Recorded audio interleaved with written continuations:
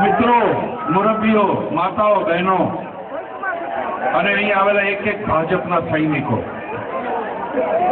13મી તારીખે 13મું કરવાનું છે. 13મી તારીખે 13મું કરવાનું છે. સવારે નાઈ ધોઈ ઘીનો દીવો લઈ, હાથમાં અગરબત્તી લઈ, સુખદનો હાર લઈને કોંગ્રેસના ફોટા પર આપણે ચડાવવાનો છે. કોંગ્રેસના ફોટા પર હંમેશ માટે હાર ચડાવી દો અને એવી બહુમતીથી જીતાડો કે લોકોને બીજી વાર ઉભા રહેતા શરમ આવે, બીજી વાર ઉભા રહેવાની હિંમત પણ ન કરે. કારણ કે મોદી વગર ગુજરાત નથી ને ગુજરાત વગર મોદી નથી. અને મોદીને લાવવા અને બીજી વાત યાદ રાખજો કે આ ચૂંટણી, શાંતિથી સાંભળજો, આ ચૂંટણી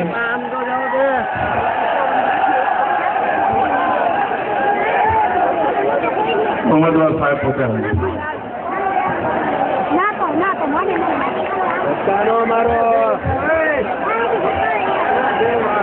આ ચૂંટણી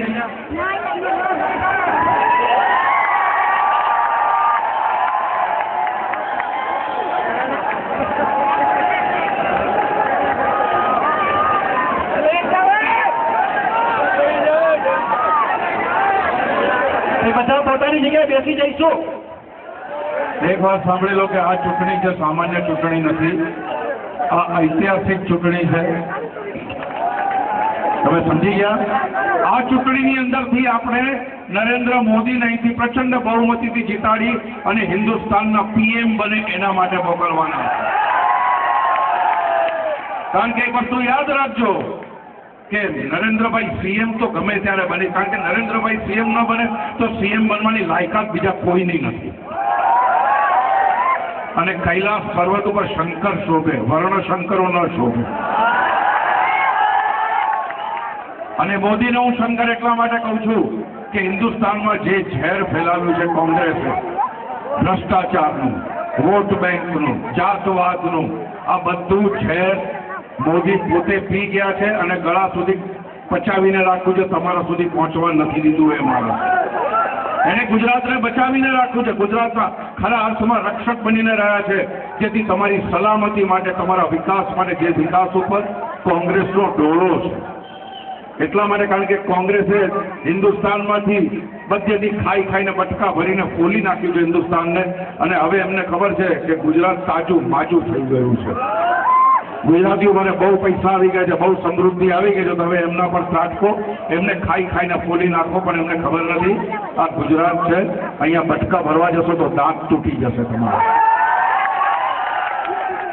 એટલે એ ગુજરાતે એવો સણસણતો એવો લાફો મારવો જોઈએ કે કાયમને માટે કોંગ્રેસ અહીંથી ઊભી પૂછડીએ ભાગે. કારણ કે જે કોંગ્રેસે પૈસા ખાવામાં કોઈ શરમ નથી કરી. સવારે ઉઠો ને તમે વાંચો કે હજારો કરોડો ચવાઈ ગયા છે, કોઈ આ લઈ ગયું, કોઈ તે લઈ ગયું. એક માત્ર વિચાર કરો કે 1,80,000 કરોડ નરેન્દ્ર મોદીએ ગુજરાતમાં માત્ર 10 વર્ષમાં ખર્ચ્યા.